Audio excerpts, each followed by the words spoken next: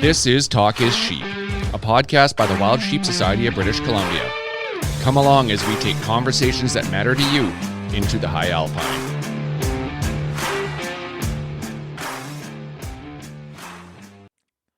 Stefano.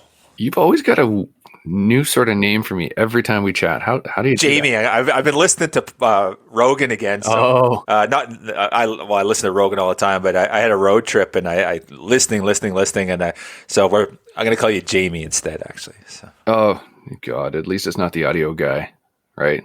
Right, Carruthers, right? Yeah, I hear you. So, episode 97 already, man. We're running up to 100, and this is a really cool one. We just had a great guest on with Ryan Callahan, old Cal. That was awesome. And this is a great chat. We sit down with Ben O'Brien from Woodside. I've listened to Ben for a long time through the Hunting Collective, and I just really, such a deep, understanding and perspective about our space and just looking at things a little differently than I normally do. As always, when I talk to Ben or listen to Ben, I always learn something new and think a little bit differently about, just hunting in general. It's always pretty cool listening to him.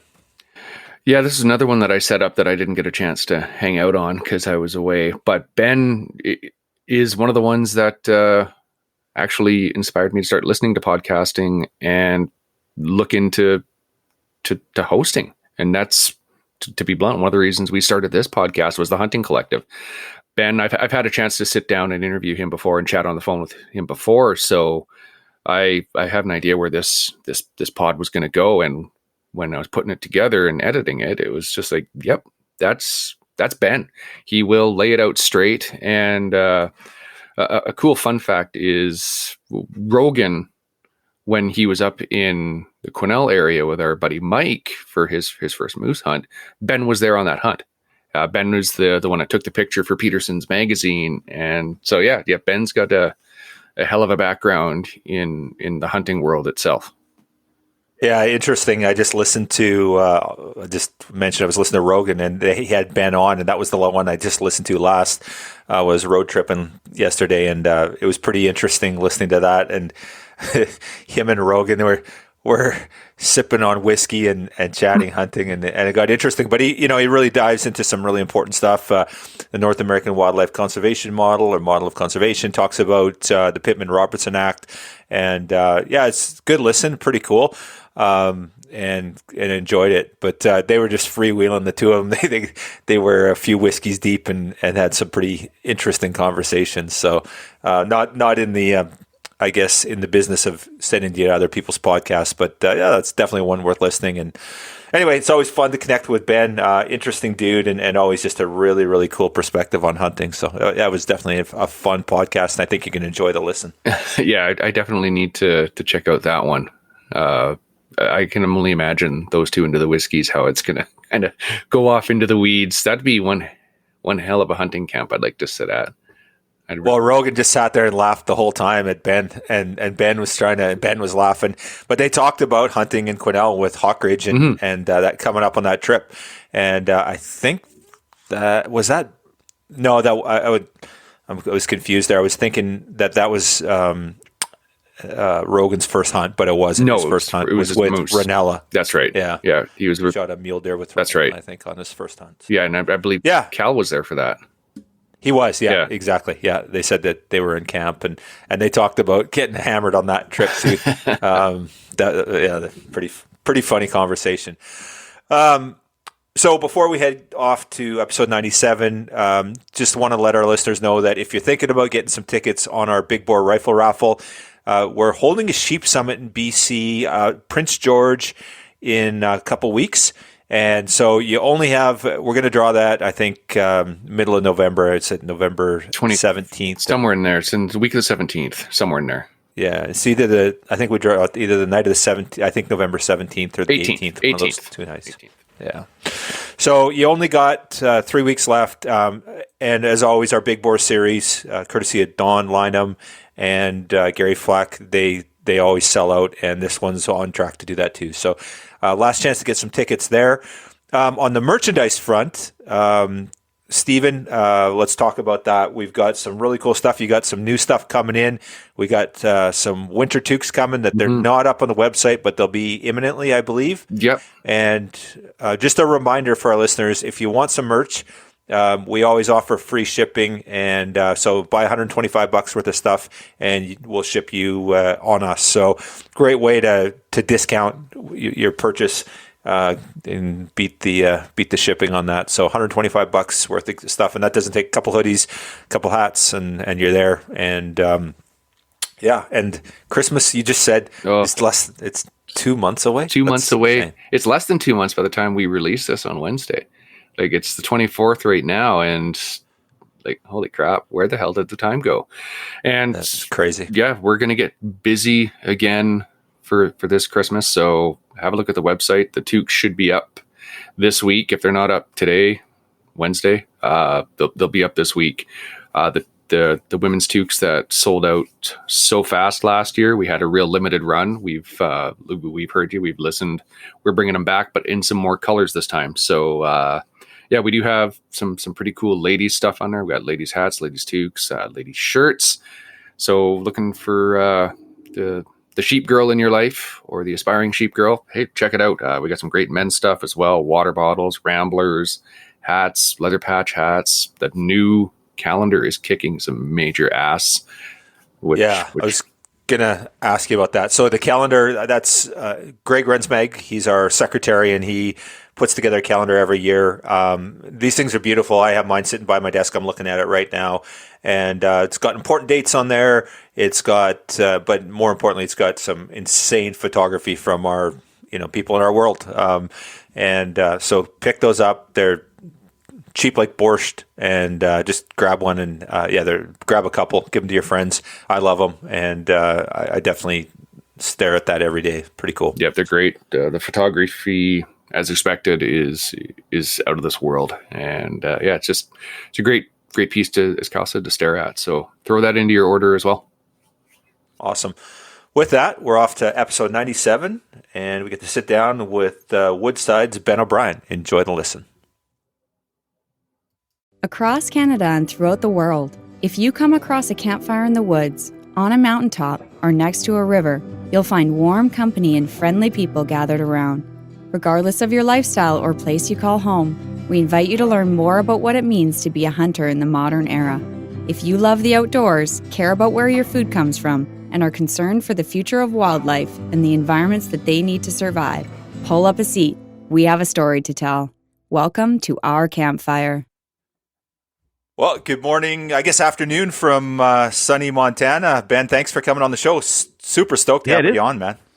It is sunny, which, these days we're kind of counting down the days till it gets snowy. So we're enjoying. I just got off 2 days of bird hunting, and my legs are sore, and I'm a bit sunburned, which is a good thing. Yeah, that's pretty cool. So, how does that work? We're doing a podcast October 6th. I guess it's really ramping up late October, and November is always a busy month for the field for you, I guess, eh? Yeah, you try to keep it consistent if you're lucky enough. Yeah, September's the big month here. It's Super Bowl for elk, and so but our elk season goes a couple more weeks. So hopefully I'll get to go back out and do some more. But I have an antelope hunt coming up. Antelope season opens on Saturday, so a couple of days here, and so got a couple of pronghorn tags to go fill. Going to go out with my dad, and my son, and chase pronghorn, and then rolls right into mule deer, which rolls right into the general elk season, and then usually rolls into December. We try to get after some ducks here or there, and before you know it, the year's over. There's always something to do. Yeah, awesome. Sounds like a pretty busy fall for you. And do you got anything going on this winter? Are you going anywhere, just slipping away to Hawaii or anything like that? And I know you've been down there a few times. So. Yeah, this will be the first year in a long time that I have been. First year in 5 that I haven't been to Hawaii to hunt. I hadn't thought about that, but that's a bummer. But no, this year I really am I'm happy to stay around Montana, Wyoming, and Idaho. That's really why I moved here. I used to, in my younger days, I'd travel around quite a bit to hunt all over the place every year. But these days I got 2 little kids and, millions of acres of public land at my fingertips here locally. So I'm quite content to try to have the goal to fill all my Montana tags, which is one I did last year, but hope to repeat it this year. Yeah, right on. How old's your son? He's pretty young. He's not hunting. He's just going along for the ride, right? Yeah, I got a 2-year-old son, and then my older son is turning 6 today. It's his birthday today. Awesome. And so, yeah, we're just going to take him along. This will be the first time, though, that he's going along on and probably watched a big game animal get killed. So we did have a discussion about that last night. I just asked him, like, hey, he's an expert pheasant and grouse plucker. He helps me butcher every animal I bring home. And so he understands the process. We read elk hunting books all the time. Like he knows the process, but this will be the first time he'll have to, see an animal's guts and see all of those things. So we talked about it last night a little bit about, what are you expecting and are you okay with, seeing a dead antelope? And he was like, yeah, of course I am. Of course, we're going to eat it, right? I was like, yeah. Like, oh, of course I am. I can't wait. So we'll see. I remember being a young man, being a little weirded out by the first gut paw I got to see. So we'll see how it goes, but it'll be an awesome, 3 generations of O'Briens out there running around Wyoming. Yeah, that's really cool. It's interesting, with my son, he's a little older now. He's grown up, but the first time I took him out, I harvested a doe, and I didn't have that talk. So that's good knowledge. My older son, I'm not sure if I had the talk or not, but he's into it. He loves to hunt, but because of that experience, my youngest, it didn't resonate well, and he's and that was the thing is, he still hasn't hunted to this day. Loves to shoot, doesn't mind going along, but he doesn't want anything to do with dead things. And so I maybe dropped the ball on that, to be honest with you. So. I don't know. I mean, my dad was a great father to me and my brother. My brother's a year and a half older than me, roughly, and he doesn't hunt. He's never hunted before. And I don't know. I have 2 sons. I could see it going that way. I really don't know. You don't know whether it's in them, and it's just something that you bring out and engender and help them understand. And some kids, it's just not there. That's very possible. I don't know there'd be any way other than a generations-long psychological study to determine what's going on there, but it's quite common that some kids are exposed to it. Certainly my kids will be exposed to it. They'll over-index on it, I'm sure, which is often a worry of mine, but there's no way to truly understand how somebody becomes a hunter and stays that way through the many obstacles that they'll encounter, even with family help and their father teaching them. Some kids go off to college and never go hunting again, once they've got out of the financial and wherewithal of their parents and out front of their dad's wing. We lose quite a few hunters during that time. Mm-hmm. If we look back on your personal life, you growing up, obviously you grew up, your dad was a hunter. How did you get involved? When were you starting to tag along, and when did you pull the trigger on an animal the first time? Yeah, I think I was probably 11 the first time that we started talking about it. My dad had hunted his entire youth and but his parents, my grandparents, neither of them were hunters. So he kind of came to it on his own and started hunting small game. And when there was a lot of, where I'm from in Maryland, where there was pheasants and other upland birds, he was big on that, big on squirrels and different things like that. And then to his own admission, when he had the 2 of us, my brother and I, he quit hunting for a while, ran his own business, had 2 little kids. And this, again, is another moment where hunters sometimes check out from their, yearly license buying, is when you have young families. So he had checked out during that time. So when I was a kid, I can't remember him ever hunting in my first 10 years of life. He probably did here and there. We had some neighbors and close friends that hunted, and not too many people in my family hunted.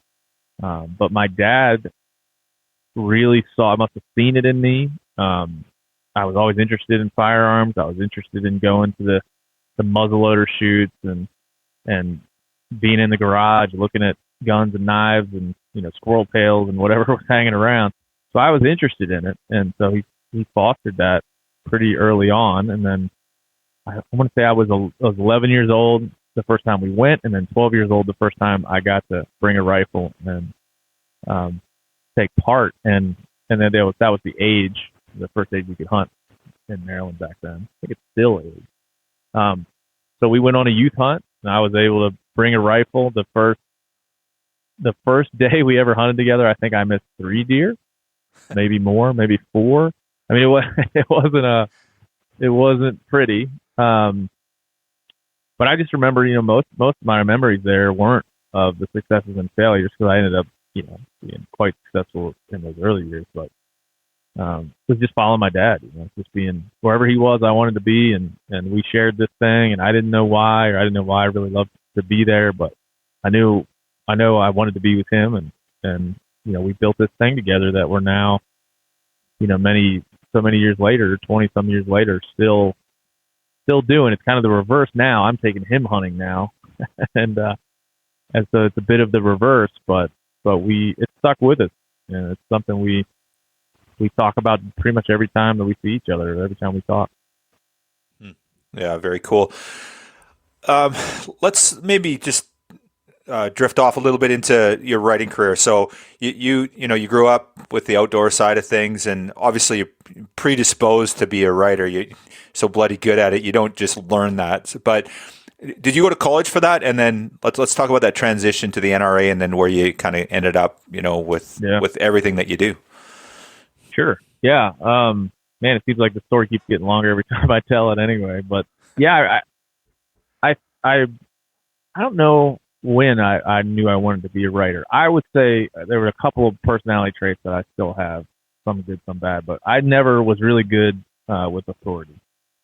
In school, and with my parents, my poor parents, I just was not, I was always pretty laid back, but when it came to like structured authority systems, I was just never good. I was always talking back to the vice principal or having a debate with the principal about some kind of policy that the school had, even in middle school and into high school. I don't know that the administrators, the schools I went to liked me all that much.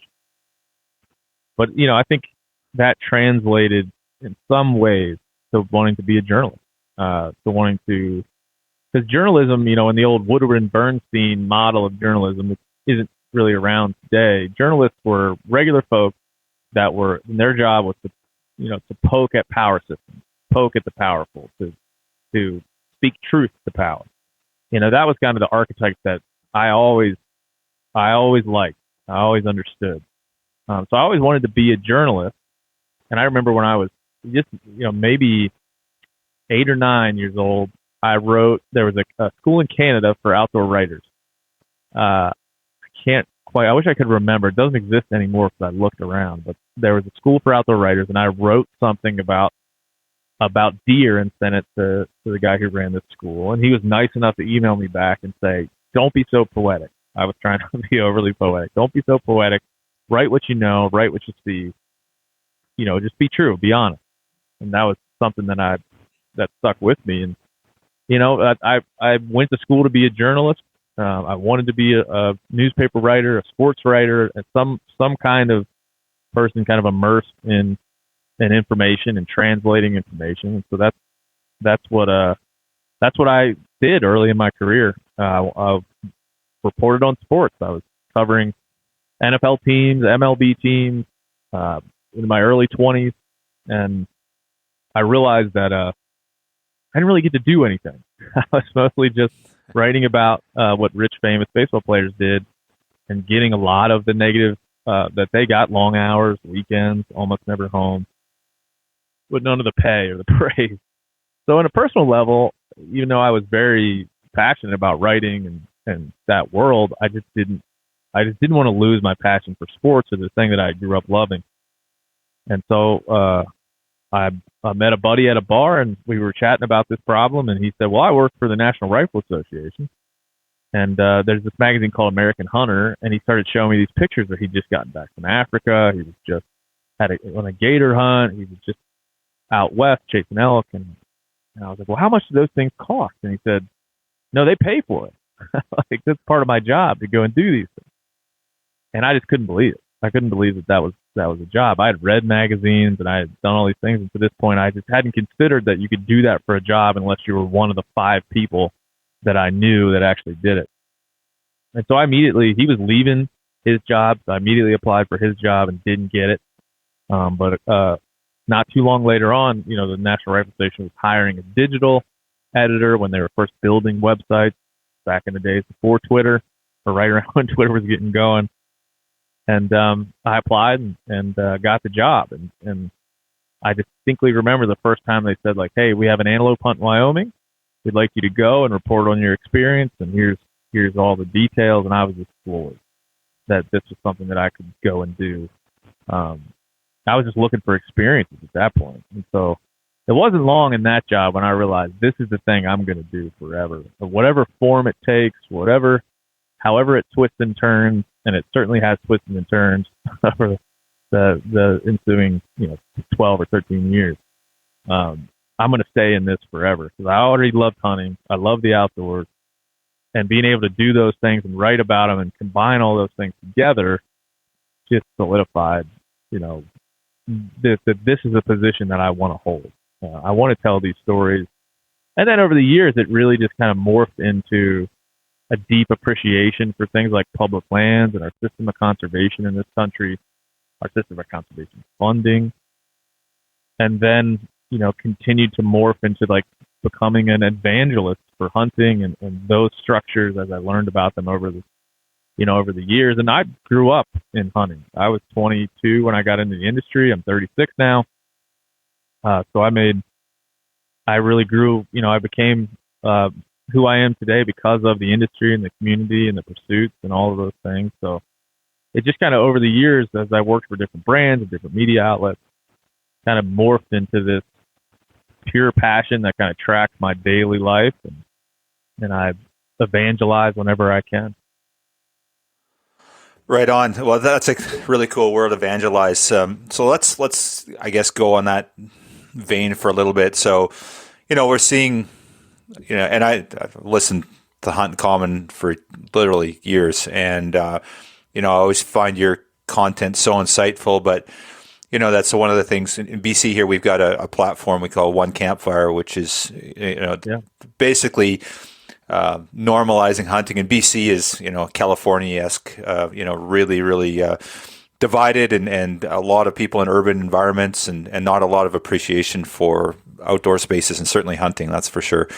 You're living in the Mecca there in Montana, and my hat's off to you, man. But how do we do a better job? And I know you talk about this, but what's some advice you could give us for One Campfire and for British Columbia on how we can normalize things and do a better job of telling our story, and how we can kind of change the shifting tide and do a better job, I guess. Yeah.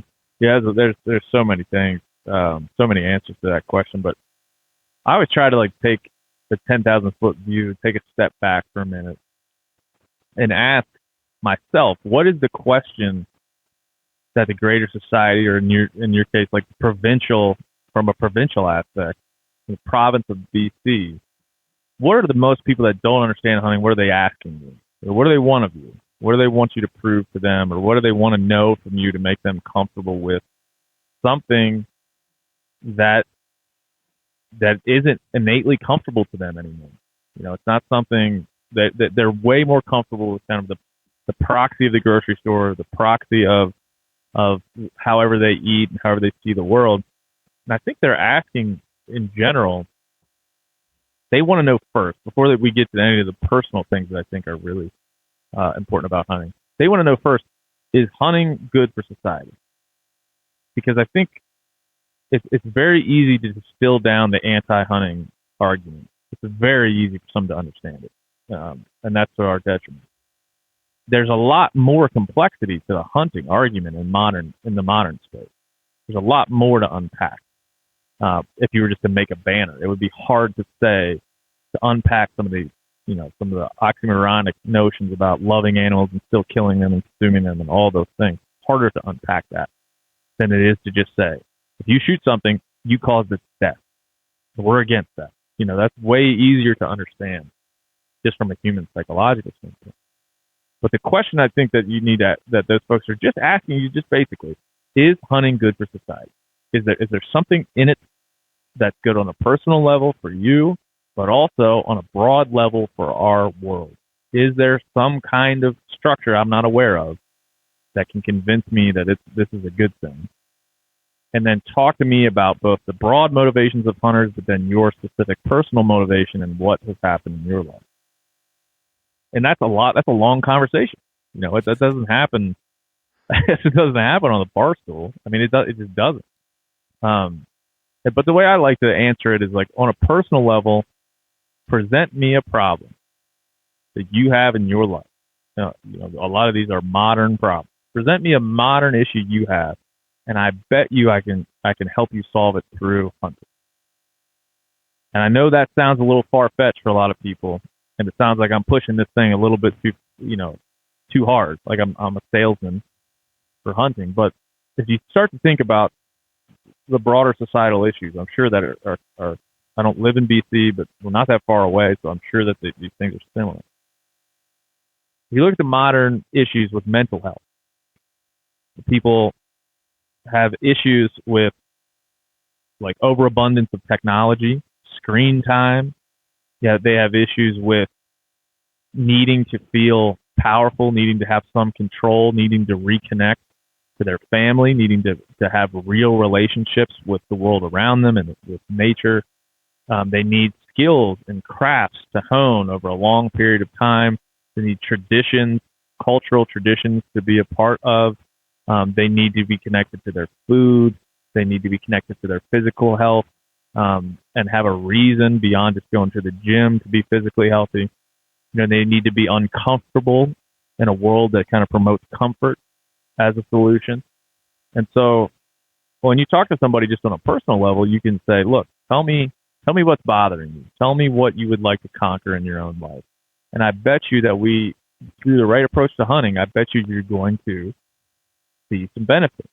I'm not saying it's a panacea, but I'm just saying I've seen this hundreds of times through my life, how this has changed other people. So that's the first one. That's kind of a personal approach that you can take. On the broad approach, there's real constructs within our model of conservation, our system of conservation funding, some of the things that happen in the States and on our continent that are very easy to argue or easy to point out. The structures that are kind of just infallible. You can tell a story of our system of conservation funding that relies on license fees and excise taxes.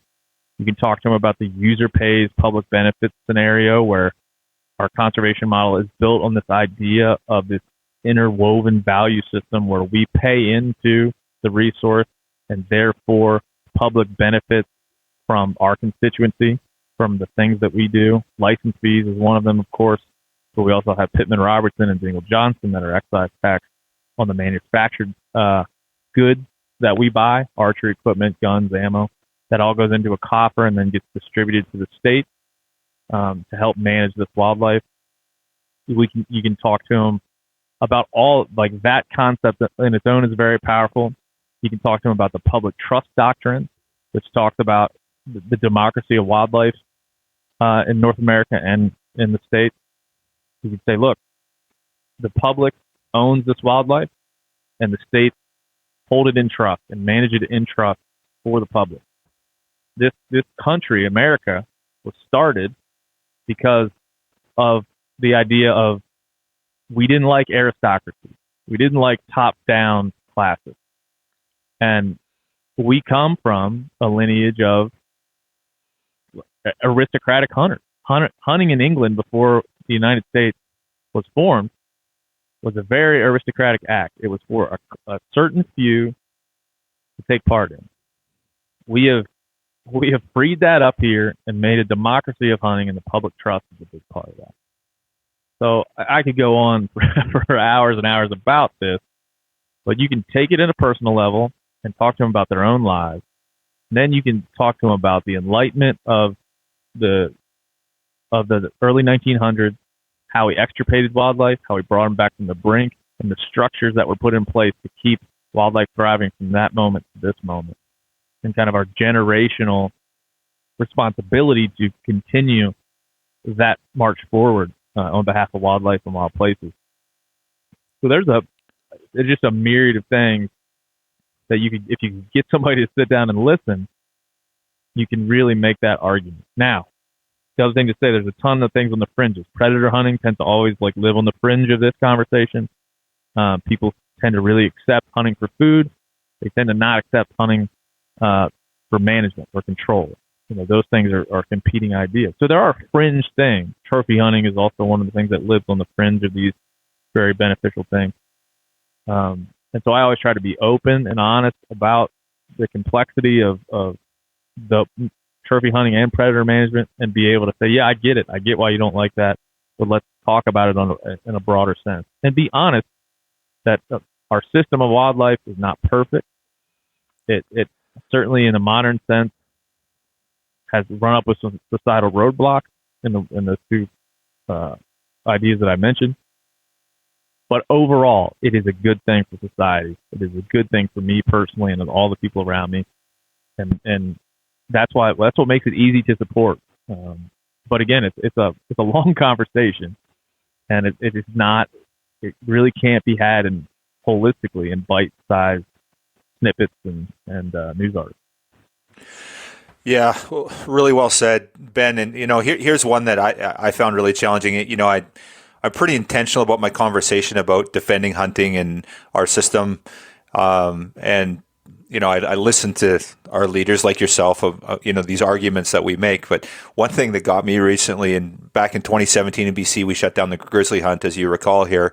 Mm-hmm. And my buddy said to me, he's a non-hunter but supports what we do, and we've had some very deep conversations about why I do what I do, and he supports it. But he said, Kyle, give me the 2-minute version that you tell some mom sitting at home watching TV why we should hunt grizzly bears. And I'm like, ugh. I'm like, you can't have that conversation in 2 minutes, buddy. And he's like, that's all you got. And I'm like, and I think that's where, it's easy to say I'm against that because it's a beautiful animal. You shouldn't kill it. Okay. And what do we say? Well, no, we should be able to kill it. And we just don't have a 30-second soundbite that justifies that or is ever going to convince anyone to normalize that, right? And so it's a tough job, isn't it? It's a tough job. I mean, that's why I've been focusing lately. I'm working on kind of a series called Predators and Populism. And it's exactly what you're saying. Because if you break down what we're talking about, that same person isn't going to come to you and say, you eating meat, you killing that mountain goat to eat its flesh. I'm so opposed to that. There's very few people. There's kind of the sect of anti-hunters and people that will disagree with that, of course. But hunting for meat, hunting for sustainability, hunting for food is something that most people agree with on a broad level. Hunting for predator control is just not. It just certainly is not.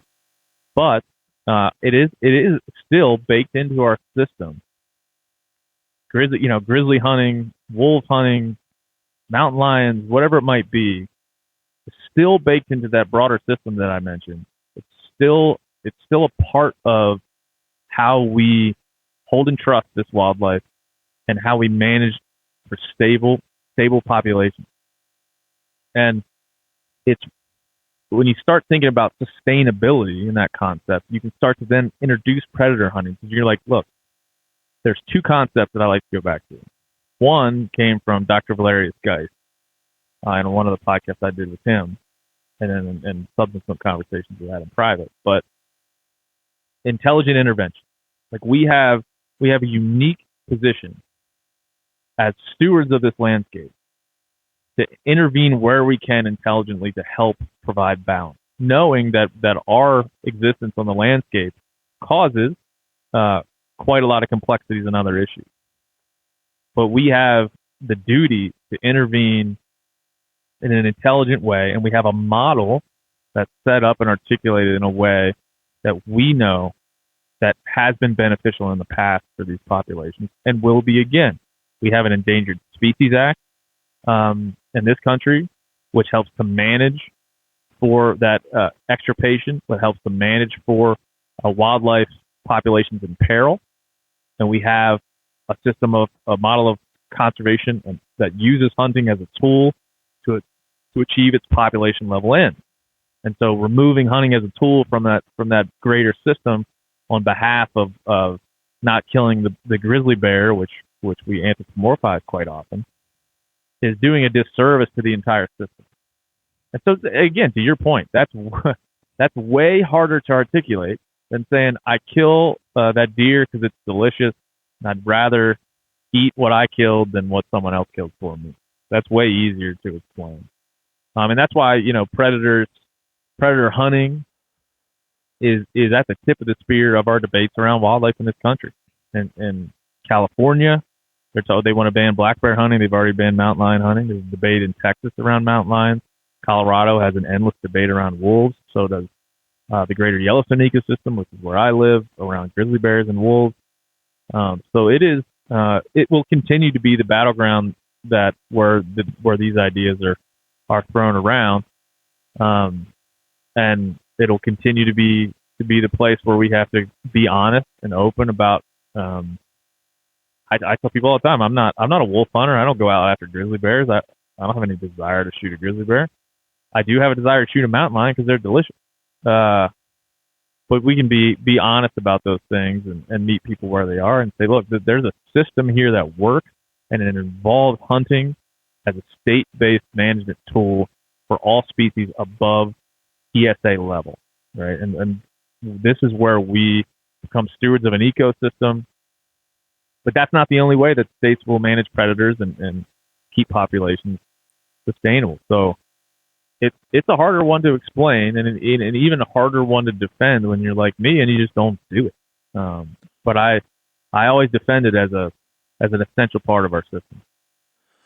Yeah, for sure. And it's interesting, the anti-hunting community, kudos to them. They took the low-hanging fruit. They were smart enough to go after, predators. They know it's an emotive issue. They know it's a challenge, and they've done that. And so, they're pretty savvy in that regard. They going after deer and elk and other things like that. And that's the thing you talked about, yourself, Ben, that you don't hunt wolves, you don't hunt grizzly bears. That was another chink in the armor in BC that we've seen, is that they came after grizzly bears, and there was a handful of grizzly bear hunters in British Columbia, and they all made a stink, and a lot of people were just like, yeah, whatever, I don't kill grizzly bears, I don't really care. And in fact, some hunters were saying, and I heard this firsthand, is that this is actually good for hunting, because if we take the predator equation out of it, they're going to leave the rest alone. And I think that's a little myopic. It's like the whole gun thing, they come for certain firearms. You think they're going to stop when they get there. I really think that that's a bit naive in my opinion. But the anti-hunting community kind of, they're really articulate when it comes to that stuff, and very organized, I guess, more so than anything, right? So that's it. And it's so these things are so complicated to stuff out. For example, we have, so in Washington State, and I guess I'll start by saying this is why I lean towards our model of conservation is something I talk about a lot, because it sets forth tenets, there's 7 of them, that helps us understand these societal benefits, even when we're in a moment that seems like, as you mentioned with grizzly bears, it seems like we don't need to defend this one part of it. It sets forth this idea that like we have the right model put forth that has helped us organize and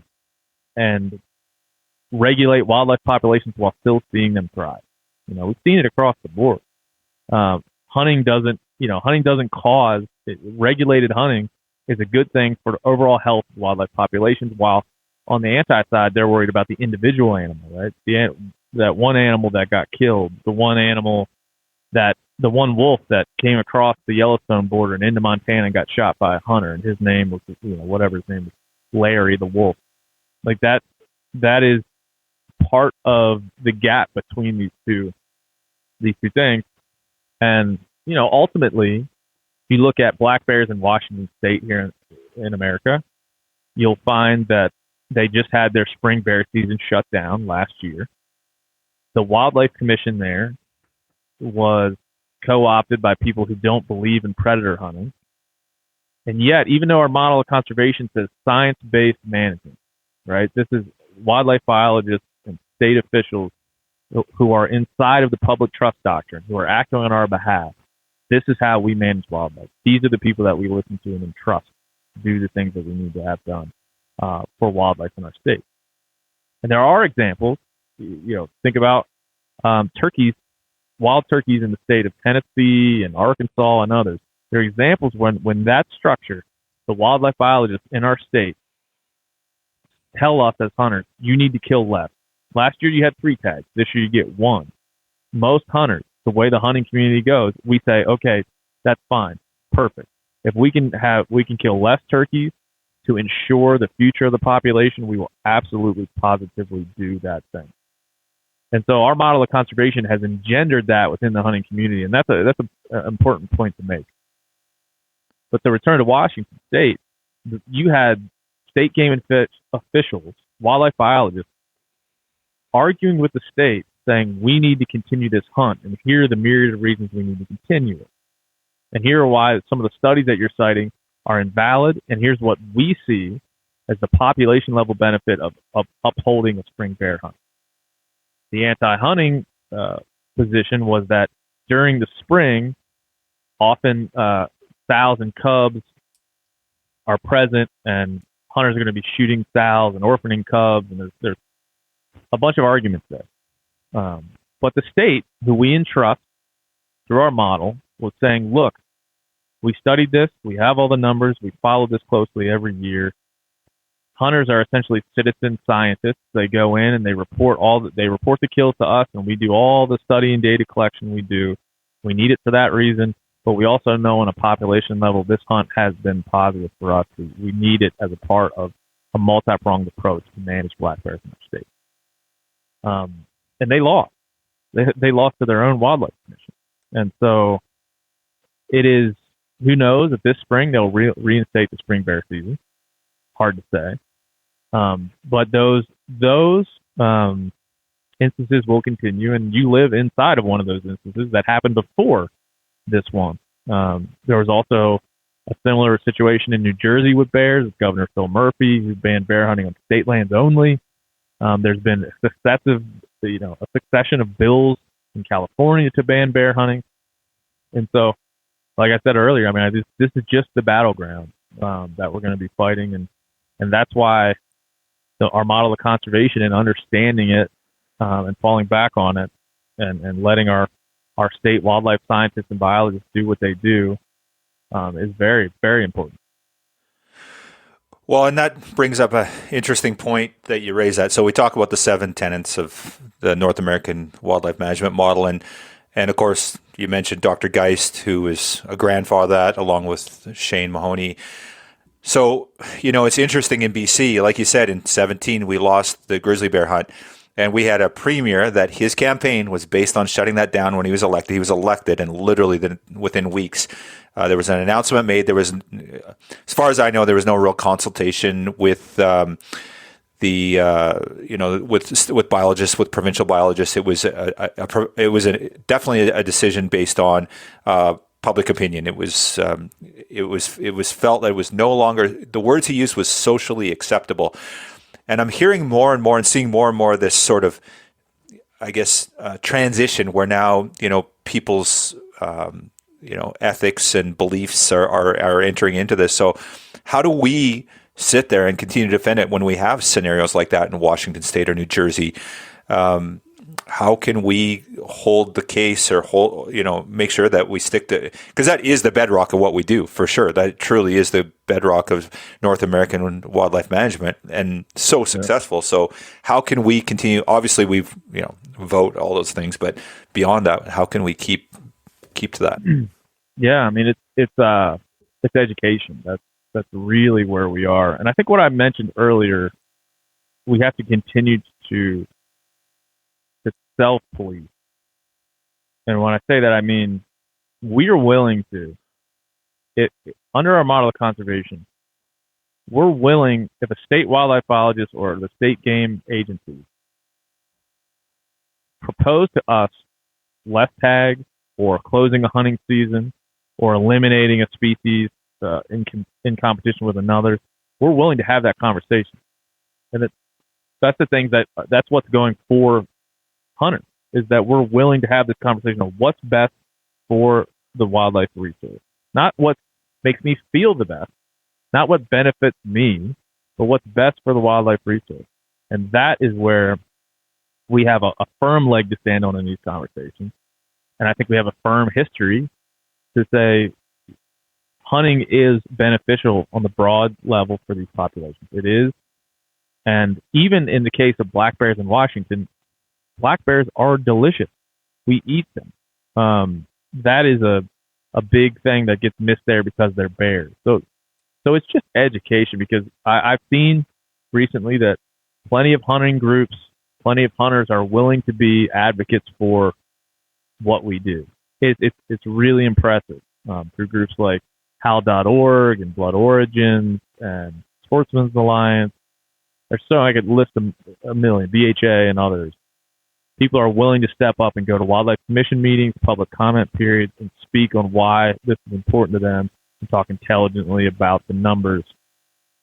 But it's really just continuing to talk about those things and continuing to educate ourselves and others, about this model itself, and then just be honest. Just say, this is the battleground. This is where we all have to figure out a very complex and tough equation, because we know, as you said earlier, if we just remove predators from the equation, we would be fairly popular club. People would probably like most of what we do. But we know, because holistically we believe in this model and it works on a state basis, it is working, it has worked, and will continue to, that we have to defend this. And we have to explain it and educate around it. And we've done that in some states and other states that we haven't.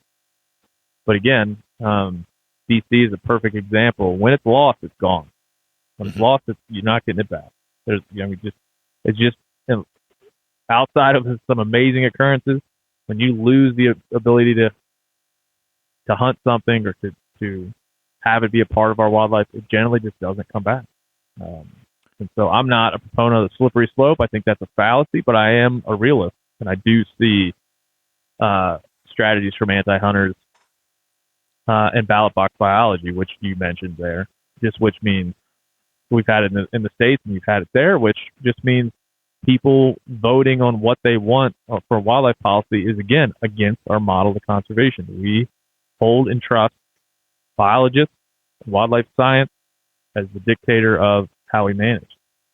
And so when you have people in cities, somebody in, let's say, downtown Denver, Colorado, gets to vote whether a rancher in western Colorado has wolves on his property or not, that's not a sound way to manage wildlife. That's not a sound way to approach the impact that wildlife and charismatic predators have on real landscapes, real landowners, and real people. So that's another piece that you just got to continue to educate on. This is a complex picture that we're managing through this model, and this model works. Yeah, right on.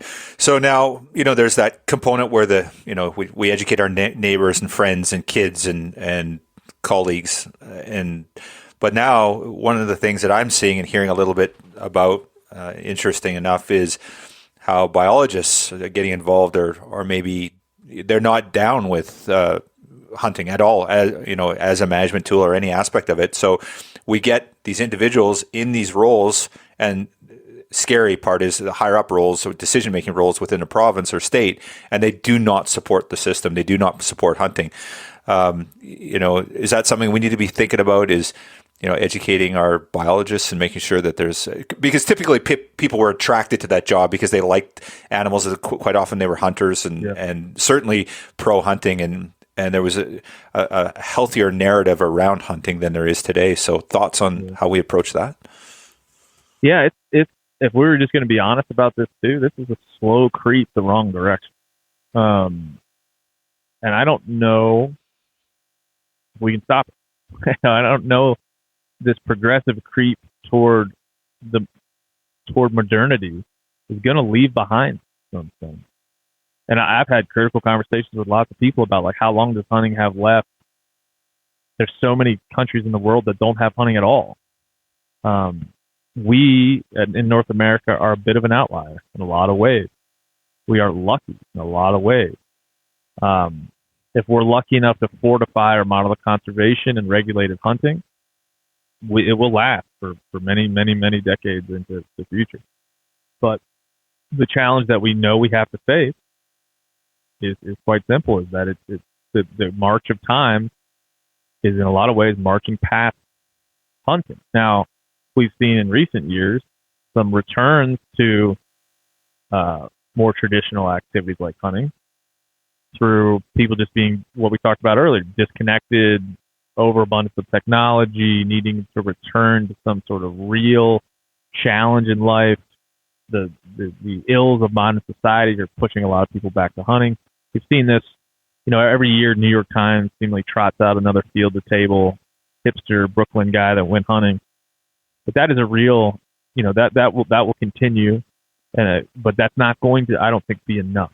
So I had spoken with some governmental agencies recently about that same concern that you raised, that one of the problems with our model of conservation is that the reality is if our scientists and wildlife biologists don't believe in our model and they're the stewards of that model and we are entrusting them to manage the resource on our behalf, then we're kind of screwed.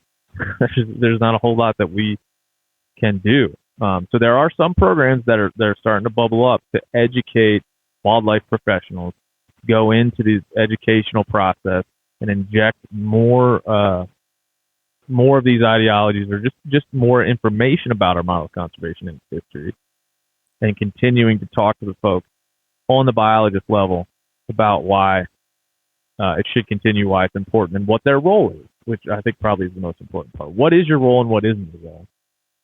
What have we entrusted you with, and what falls upon other agencies or the public itself? So, we have a very democratic system here. I mean, we have public comment periods. We have many ways for people to get involved in these official decisions.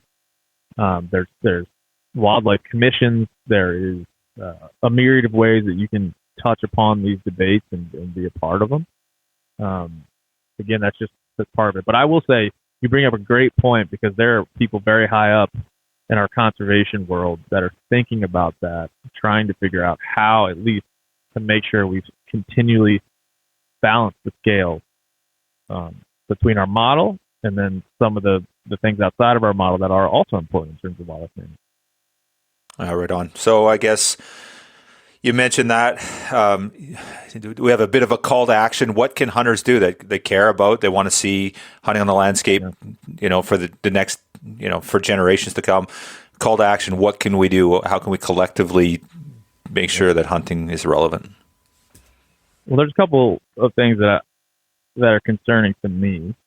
A couple of years ago, I was writing an article about Pittman-Robertson, which is our better known as the Wildlife Restoration Act, which is almost, it's going to be 90 years old here pretty soon, or it's almost over 90 years old. I'm not good at math. But I was doing an article about Pittman-Robertson, and I thought, I'm learning so much through writing this article that I didn't already know. And through doing that, I realized most hunters probably don't know what I'm finding out now. That's one of the reasons I'm writing the article, of course, but also I want to see if I can confirm this suspicion I have. So I went to 100 hunters that I knew through the industry and otherwise, and asked them, what is Pittman-Robertson? What is the Wildlife Restoration Act? Tell me all about it. 97 of them didn't have any idea what it was at all. And these weren't people that were just casual hunters. These were people I worked with. So that, and Pittman-Robertson and legislation like it, is the bedrock of our American system of conservation funding and conservation funding abroad.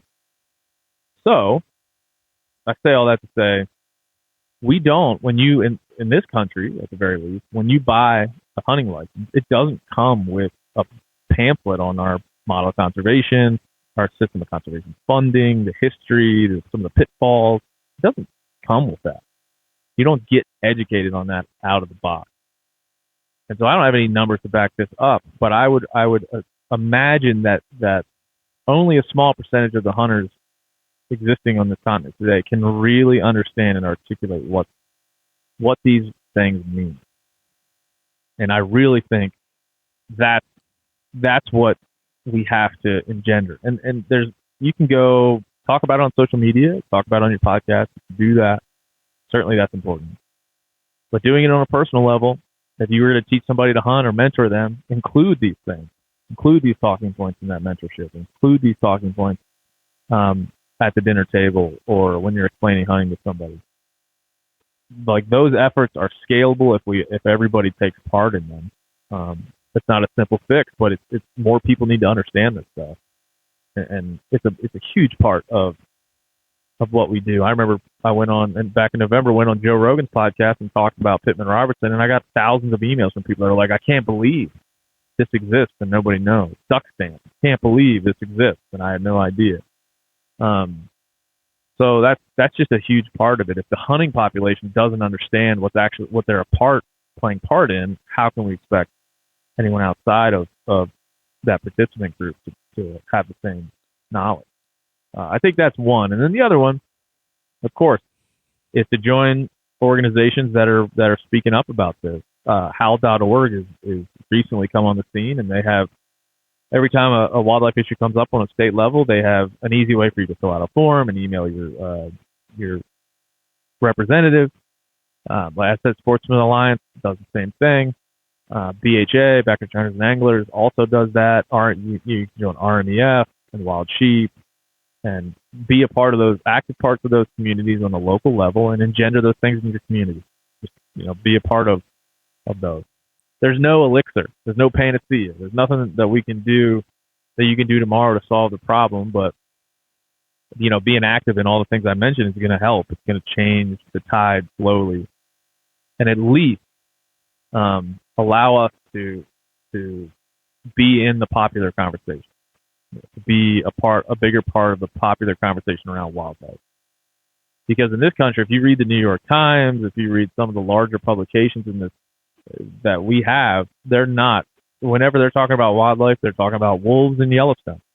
They're talking about the lady recently who shot a husky and thought it was a wolf. That's what they're talking about. They're not running op-eds on Pittman Robertson, last I checked.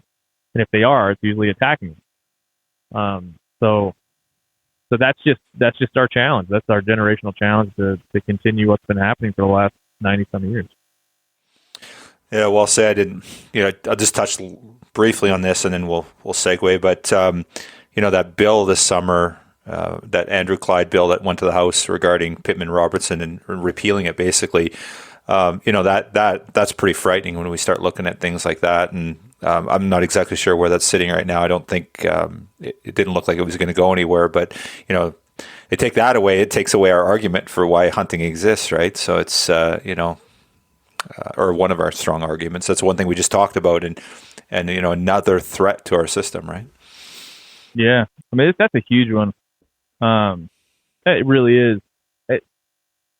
It go deeply into Representative Clyde. Representative Clyde is a huge, is out of Georgia, and he is a huge proponent of Second Amendment. He owns a gun store, one of the biggest gun stores on the East Coast, and he's a Second Amendment evangelist, really.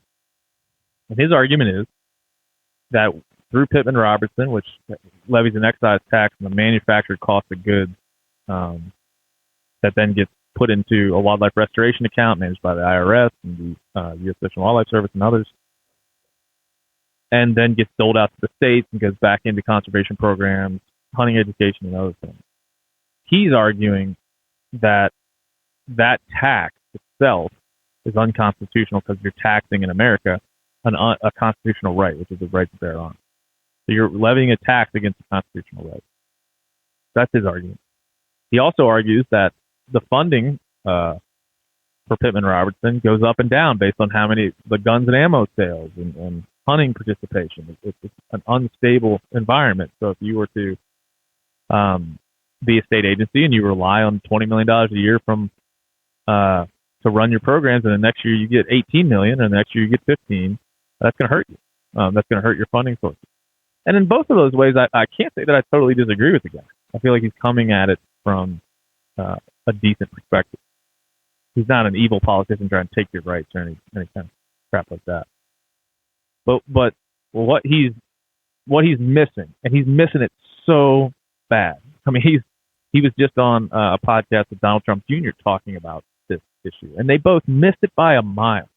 They missed it so bad. I'm going to do a podcast this week about how bad they missed it because I couldn't take it. I was like, oh, they missed this idea of our user pays public benefit system, because what they're proposing is to take a user tax, like a tax on the user, that goes back to fund something that the entire public benefits from.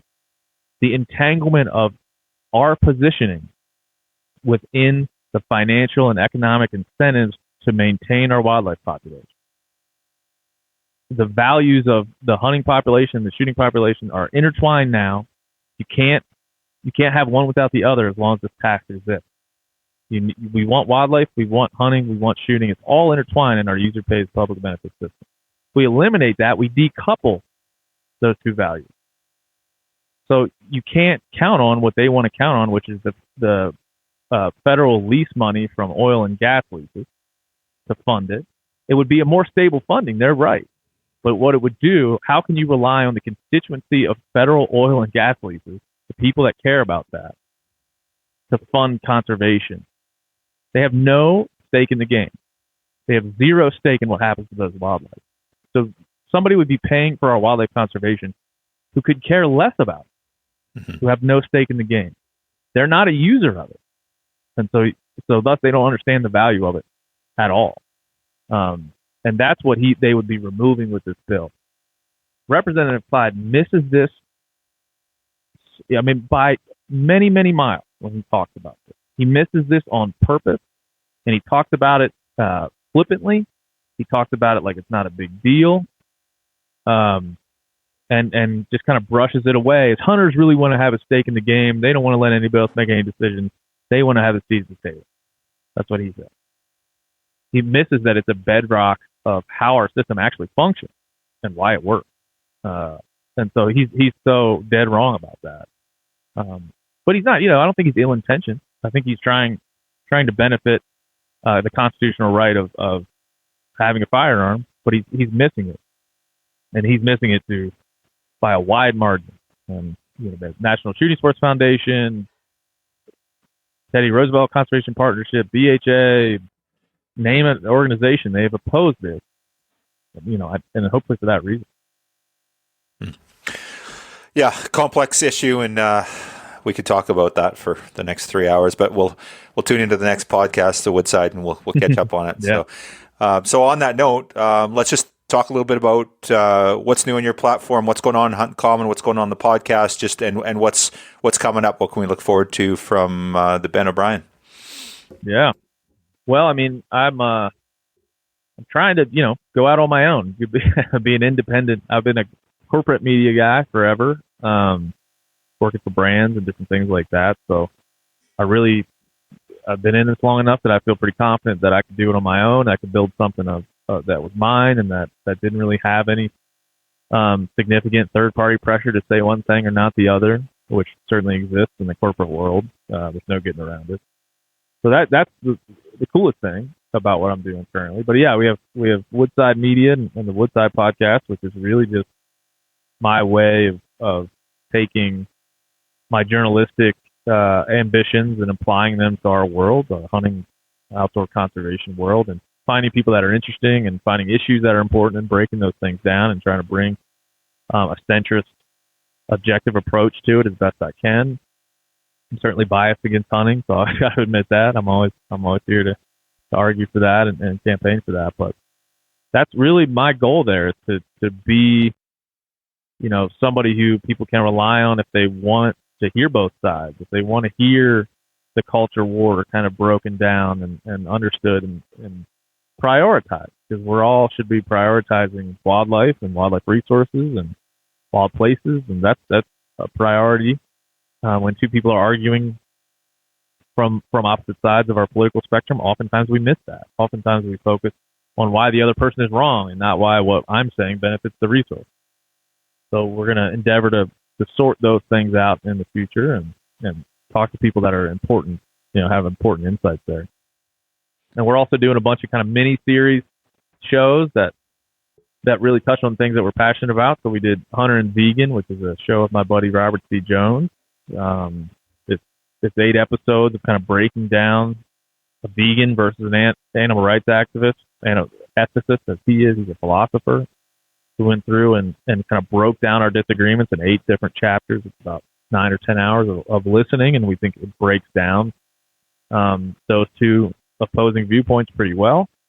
And then we did Roost, which was the turkey hunting show, and Wallow, an elk hunting show, in the same fashion, where we kind of break down A to Z elk hunting. We bring in a bunch of experts for turkeys and elk, and we break down these things and really like a primer to what you need to know to become an elk hunter or turkey hunter. And we take it from a novice standpoint or from an intermediate hunter standpoint. Talk about it there. And so that's a lot. I feel like now that I say it out loud, I'm pretty busy.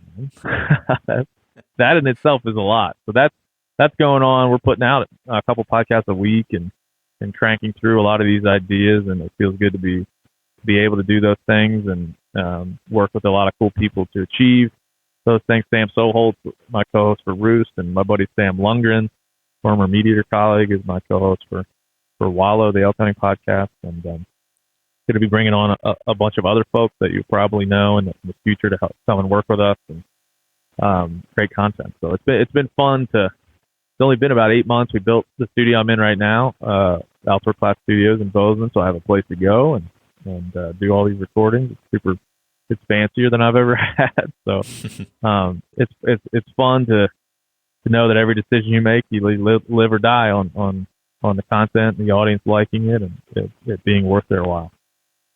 Yeah, I appreciate it, Ben, and just always appreciate your platform and your words. Like I said, I've been a listener for a long time, and I'm always learning something every single time, and no exception again here today. So super grateful for all you do and just your messaging. And I think that I can honestly say from my perspective, no one individual has influenced me more in terms of thinking about things differently around hunting and how we talk about it and how we look at it than yourself. So I'm really grateful for that and always just enjoy what you're putting out there. So I guess just to close off, if people want to tune in, where's the best thing to consume? Yeah, I know a simple Google search will do it, but where do they need to head to? Yeah, I mean, first I say thank you very much. That means a lot to me. Yeah, I care a lot about it, so it's easy to talk about, obviously. And I always warn people, and they ask me, "Tell me about hunting." I'm like, "How many hours do you have?" yeah.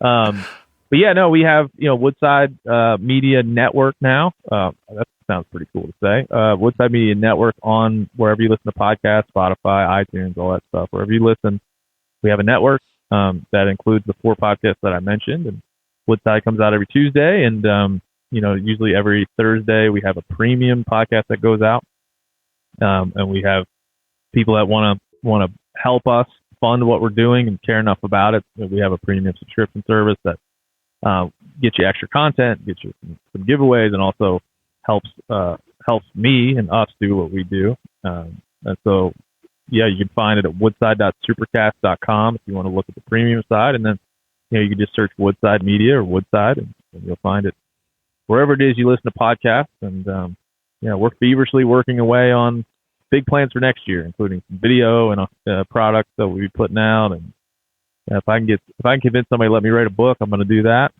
And awesome. A bunch of other things. So we have a bunch of ideas and exciting things coming up for next year. So still feels like I've been doing this for a long time, but it's only been roughly 8 months since we started. So it's been a fun ride thus far. Awesome, man. Well, I'm looking forward to more great stuff from you, and congratulations on Woodside. It's much needed in our space, and looking forward to consuming all you're putting out there. So thank you again for your time today, and good luck in the field this fall. Well, thank you so much for what you do, and look forward to talking whenever you need me. Just holler. Appreciate you, man. Thank you.